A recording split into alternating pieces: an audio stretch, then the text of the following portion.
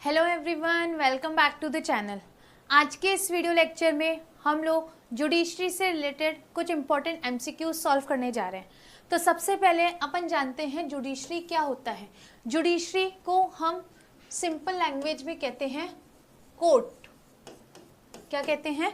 Court कहते हैं। यानी कि अगर आपके पास आपके कोई राइट्स वॉयलेट हो रहे हैं या फिर आपको कुछ अधिकार चाहिए अपने, ठीक है, या किसी को पनिश करना है, तो वो सारी जो एक्टिविटीज़ है वो किसके अंदर होती है? जुडिशरी के अंदर होती है। गवर्नमेंट के हर लेवल पे जुरिडिक्शन अलग होता है, जुडिशरी सिस्टम अलग होता है। लाइक लोकल लेवल जुडिशरी जो है वो 3 पार्ट्स के अंदर बटी हुई है कंट्री की। फर्स्ट जो हमारे लोकल लेवल पर होती है उसे अपन बोलते हैं लोकल कोर्ट, ठीक है। जो स्टेट की होती है उसे अपन बोलते हैं हाई कोर्ट। एंड जो पूरी कंट्री की जो कोर्ट होती है, पूरी कंट्री का जो जुडिशरी होता है उसे अपन कहते हैं सुप्रीम कोर्ट। और सुप्रीम कोर्ट जो है वो एक ही होता है कंट्री के अंदर, ठीक है। बहुत से बच्चे इस चीज में डाउट रहते हैं कि सुप्रीम कोर्ट कितने हैं। तो सुप्रीम कोर्ट जो है वो कंट्री का एक ही होता है और करंटली कहाँ पर है? In the Delhi. तो आई थिंक इतना आप सबको क्लियर हो गया होगा। तो चलिए इससे रिलेटेड कुछ एमसीक्यूज आज हम लोग सॉल्व करने वाले हैं। First question is the supreme court of India was established on. India का सुप्रीम कोर्ट कब एस्टैब्लिश किया गया था? So it is establish on 28 जनवरी 1950। यानी कि हमारे कॉन्स्टिट्यूशन को जब अडॉप्ट किया गया था उसके 2 दिन बाद ही। Next, which article of the Indian Constitution deal with the establishment and the constitution of the Supreme Court? यानी कि इंडियन कॉन्स्टिट्यूशन में कौन सा आर्टिकल है जो बताता है कि हमारे कंट्री के अंदर सुप्रीम कोर्ट होना चाहिए? सुप्रीम कोर्ट के लिए कौन सा आर्टिकल है? Article 124। Next, who appoint the जजेस of the supreme court? Supreme court के जजेस को कौन अपॉइंट करता है? President of the country. तो आर्टिकल 124(2) क्या कहता है कि भाई सुप्रीम कोर्ट के जजेस को कौन अपॉइंट करेगा? प्रेसिडेंट अपॉइंट करेगा। क्या अकेला प्रेसिडेंट अपॉइंट करेगा? नहीं, आफ्टर कंसल्टेशन विथ सच जजेस of the supreme court and high court. यानी सुप्रीम कोर्ट और हाई कोर्ट के जो प्रीवियस जजेस हैं उनके कंसल्टेशन के साथ क्या करेगा? वो सुप्रीम कोर्ट के जजेस को अपॉइंट करेगा। Next, what is the retirement age of the supreme court जज इन इंडिया? इंडिया के अंदर सुप्रीम कोर्ट जज की क्या रिटायरमेंट एज है? So it is 65 years. Next question is which article empowers the Supreme Court to issue writs for enforcing fundamental rights? सबसे पहले तो ये समझो writs का मतलब क्या होता है। writs are the official orders of court। अपन लोगों ने आर्टिकल 32 के बारे में प्रीवियस वीडियोस के अंदर देखा था। अगर आपने वो वीडियो नहीं देखी है तो उन वीडियोस को देख लेना, आपको आर्टिकल 32 क्लियर हो जाएगा। आर्टिकल 32 बताता है राइट टू कॉन्स्टिट्यूशनल रेमेडीज। यानी कि अगर आपके कोई भी फंडामेंटल राइट आपसे छीना जा रहा है, आपसे वॉयलेट किया जा रहा है, तो आप डायरेक्ट कहाँ जा सकते हो? सुप्रीम कोर्ट जा सकते हो, ठीक है। तो ये सुप्रीम कोर्ट को रिट्स इशू कराने के लिए कौन सा आर्टिकल है? That is the article 32। कि भाई अगर कोई फंडामेंटल राइट वॉयलेट हो रहा है तो सुप्रीम कोर्ट रिट्स दे सकता है, रिट्स इशू कर सकता है। और वो किस आर्टिकल के अंदर आता है? Article 32। Next, under which article can a high court issues writs of fundamental rights? इससे प्रीवियस क्वेश्चन के अंदर हम लोगों ने सुप्रीम कोर्ट की बात करी थी कि कौन सा आर्टिकल है जो बताता है सुप्रीम कोर्ट रिट्स इशू कर सकता है। यहाँ पे अपन बात कर रहे हैं हाई कोर्ट की। तो कौन सा आर्टिकल है जो बताता है कि हाई कोर्ट जो है वो क्या कर सकता है?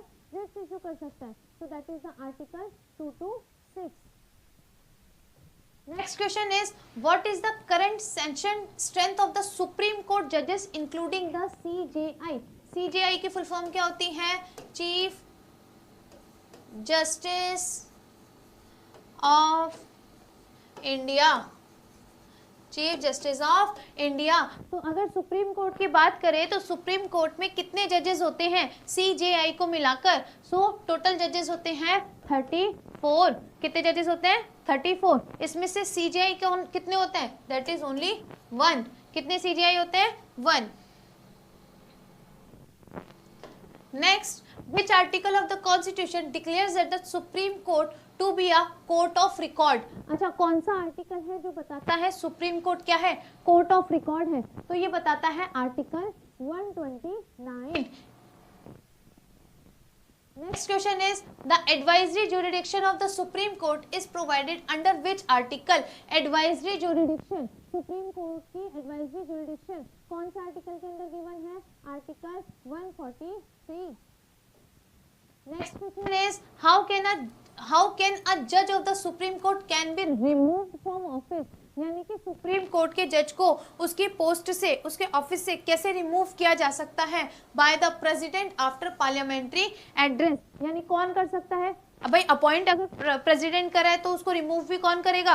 प्रेसिडेंट ही करेगा। लेकिन किसके बाद? पार्लियामेंट्री एड्रेस के बाद। इसका मतलब क्या होता है? पार्लियामेंट्री एड्रेस का मतलब क्या होता है कि हर एक हाउस के मेंबर्स जो है उसके क्या हो, उनके मेजॉरिटी सिग्नेचर के साथ ही वो क्या कर सकता है? उन्हें रिमूव कर सकता है। ठीक है, अगर दोनों हाउसेस के मेंबर्स जो है वो मेजॉरिटी के साथ साइन करते हैं, एग्री होते हैं उसको रिमूव करने के लिए, तो ही वो क्या हो सकता है? रिमूव हो सकता है। और ये कब होती है ये रिमूवल प्रोसेस? कब होता है? जब वो क्या होता है? बिल्कुल प्रूव्ड होता है, उसका जो गिल्ट है वो बिल्कुल प्रूव्ड हो। नेक्स्ट, हु अपॉइंट डिस्ट्रिक्ट जजेस इन द स्टेट? स्टेट के अंदर डिस्ट्रिक्ट जजेस को कौन अपॉइंट करता है? देखो, कंट्री का हेड कौन होता है? प्रेसिडेंट होता है। ठीक है, तो इसको समझना। देखो, कंट्री का हेड कौन होता है? प्रेसिडेंट।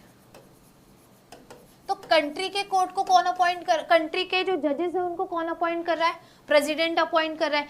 ऐसे ही स्टेट का हेड कौन होता है? स्टेट का हेड कौन होता है? That is the governor. Governor is the head of the state.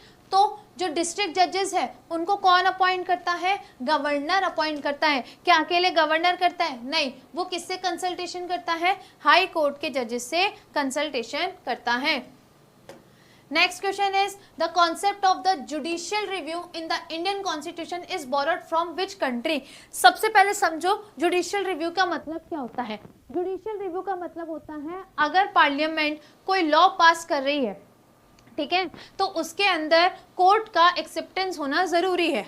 ठीक है, अगर कोर्ट को ऐसा लगता है कि ये अगेंस्ट द कॉन्स्टिट्यूशन है, अगेंस्ट द लॉज है, तो वो उस लॉ को रोक सकती है, उस पर बैन लगा सकती है। ठीक है, इसे अपन कहते हैं जुडिशियल रिव्यू। तो इंडियन कॉन्स्टिट्यूशन में ये जो जुडिशियल रिव्यू वाला कॉन्सेप्ट है ये कौन सी कंट्री से लिया गया है? ये लिया गया है USA से, यानी यूनाइटेड स्टेट्स ऑफ अमेरिका से।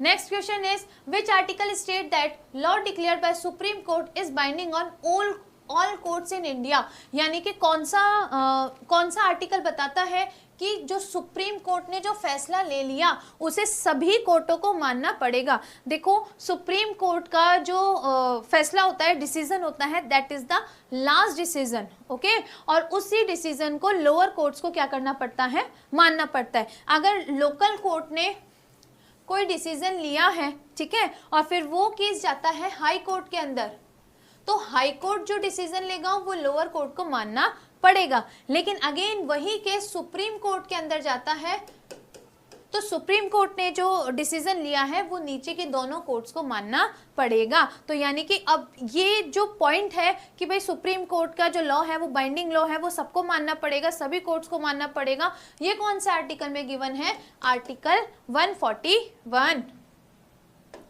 Next is what is the minimum experience as high court advocate required for the appointment of SC जजेस? यानी कि देखो, यहाँ पे SC जजेस का मतलब है सुप्रीम कोर्ट जजेस। सुप्रीम कोर्ट के जज को अपॉइंट करने के लिए, अगर आपको सुप्रीम कोर्ट का जज बनना है तो आपको हाई कोर्ट का जज पहले से रहना होता है। ठीक है, तो सुप्रीम कोर्ट के जज को सुप्रीम कोर्ट का वही जज अपॉइंट होता है जो हाई कोर्ट में ऑलरेडी अपनी ड्यूटी करके आ चुका होता है। तो उसके लिए कितने ईयर्स का एक्सपीरियंस चाहिए?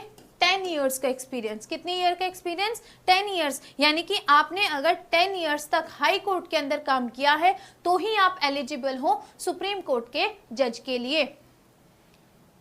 Next question is under article 136 what special power is guaranteed to the supreme court? Supreme court के लिए आर्टिकल 136 क्या कहता है? आर्टिकल 136 कहता है कि स्पेशल लीव टू अपील, यानी कि सुप्रीम कोर्ट के पास क्या है? स्पेशल लीव टू अपील है। फटाफट से रिवीजन देखते हैं। आर्टिकल 32 क्या बताता है?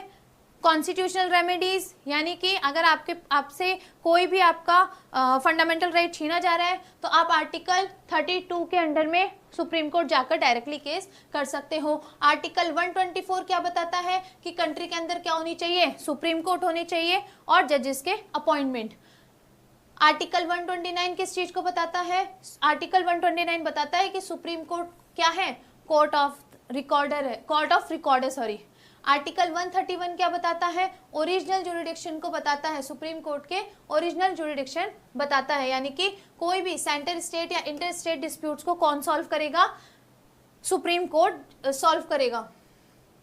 नेक्स्ट आर्टिकल 136, आर्टिकल 136 क्या बताता है? Special leave to appeal, special leave to appeal.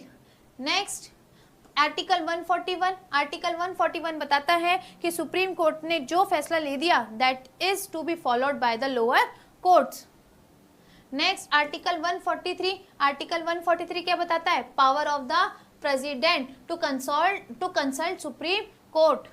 Next article 226, article 226 बताता है हाई कोर्ट की पावर्स, ठीक है, कि वो कैसे रिट्स को इशू कर सकती है, ठीक है। आर्टिकल 233 क्या बताता है? अपॉइंटमेंट ऑफ द डिस्ट्रिक्ट जजेस। तो आई होप आज की वीडियो में आप लोगों को जुडिशरी से रिलेटेड एमसीक्यू समझ में आ गए होंगे। अगर कोई किसी भी क्वेश्चन में आपको डाउट है तो कमेंट बॉक्स के अंदर कमेंट करके आप क्वेश्चंस पूछ सकते हैं।